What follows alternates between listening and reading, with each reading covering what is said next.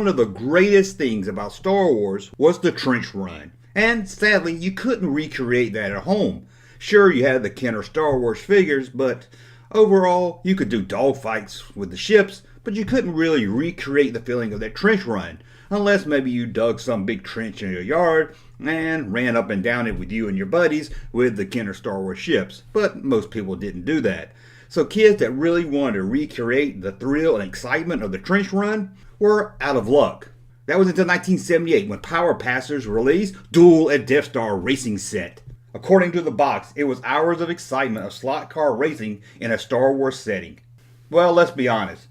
Two Star Wars themed cars racing around a plastic track wasn't really much like recreating the thrill of the Death Star trench run, but it was fun.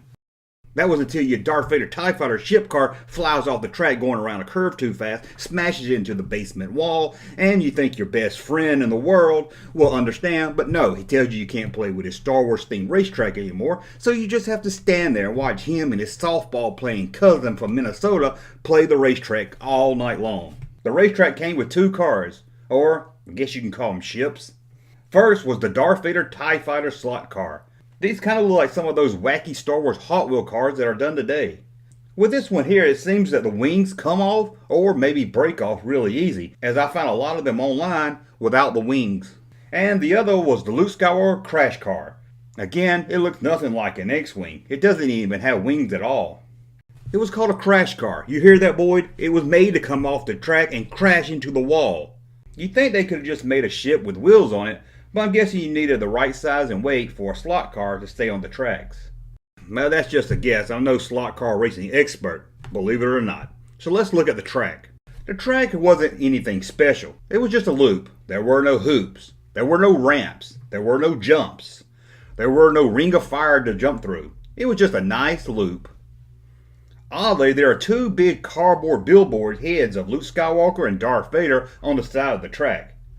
Also, the cars pass a cardboard wall that says Duel at Death Star, so you don't forget what toy you're playing with, I guess. And yet again, you pass by two heads of Luke Skywalker and Darth Vader. Now, the turns do have some cool Star Wars themed images that make you feel like you're in the battle for freedom. Also, with the track is a lap counter, so you know how many laps there have been. So when your so-called best friend and his softball playing cousin say they only had 4 laps, you know they really done 7. I know. They knew. We all knew. Also, the track came with 2 controllers, a red and a blue. The box also said it came with a detour, but I'm not even really sure what that means. Doesn't look like there's any detours on the track. Also, according to the box, there was a warning label to let you know that some assembly was required. Did anyone think that this racetrack was going to be put together in the box? You just flipped the box open and the racetrack was all set up? How dumb were kids in the 70s? One of the best things about this set is the box. Yes, the box. Look at the artwork. It's amazing. I really love the artwork done on the Star Wars stuff, mostly the early stuff. You can really tell that some time and love was put into the art on the box, not just thrown up on a computer by some low-paid intern trying to get some extra summer college credits. Well, that's if you didn't get the box from one of those catalog companies like JCPenney's. What happens if you order this racetrack through them? You got a dull box with no color to it. What's the deal with that? They sent you the box. It has the same picture on it, but no color. Look at this. Yep, that's it. This is what you got if you ordered it through the catalog. A lot of these non-action figure toys get really overlooked by collectors. I found a few of these racetracks on eBay for going for under $100, even some going for around $50. I don't know why these get so overlooked.